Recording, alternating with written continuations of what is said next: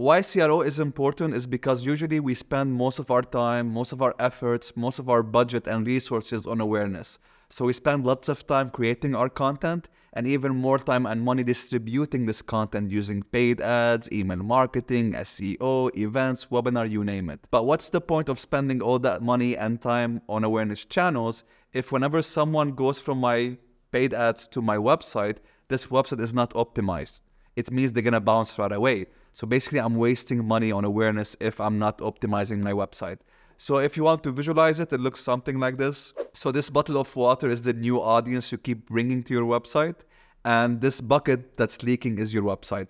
So if you keep investing more money in awareness channels, but your website is not optimized, you're just wasting this traffic. These are some of the most important factors in CRO. So we have the clarity of your value proposition or your CTA. So your headline should be clear. You should be able to communicate what you do to your audience and persona. Should increase sense of urgency. So basically you need to push people to take certain actions on your site. Mostly they need to convert. You need to increase trust. You need to also minimize anxiety, and you need to minimize distractions. These are some of the key elements that you can improve on your page and on your website. Now, what we see usually is that many brands, what they do is that they actually focus on these factors, but they only implement them once throughout the whole funnel on the website. So basically, if you want to imagine it, it looks something like this. For B2C or e-commerce, it's quite simple. We have 5 steps. We have homepage, product page, add to cart, checkout, and purchase, right? And then for B2B, it's more complex because it depends on the business. So you have the macro conversion, which could be free trial sign up. It could be booking a demo. And then we have micro conversions in between. It could be watching a video, downloading a product page, and so on. What happens usually is that we focus on these elements, on these factors, but we only implement them once throughout the whole customer journey. What I want you to do actually is to implement them between every single step. So it's not just use them once and that's it. You can actually optimize between every single stages, and this is where you can get the biggest value. Now, one big question that many people ask usually is the following. Okay, I want to improve my website. Where do I start? Do I start between homepage to product page? Do I focus between add to cart to checkout? Where do you start?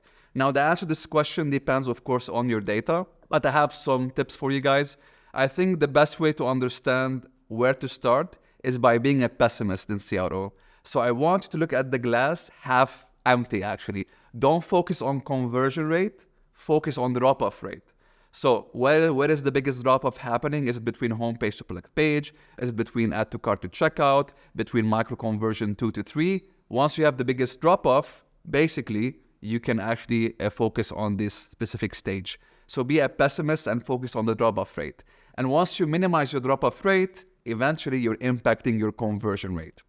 So step number 1, identify your biggest drop-off. And just a rule of thumb, if you want to experiment in these stages, usually in the beginning of the funnel, so between homepage to product page, it's quite easy to implement experiments because we're just changing a headline, a text, we're adding an image. So it's quite easy to implement these changes. So it's easy. Effort-wise, it's nothing. But the impact on conversions in these 2 stages here is not that big because as you can see, there are so many steps between people ending on the homepage to eventually converting. So whatever you do here won't really have a big impact on the end goal, which is your macro conversion, but it will have a big impact on the drop-off of the next step. So there's a trade-off here. You can experiment more here, but less impact on conversions.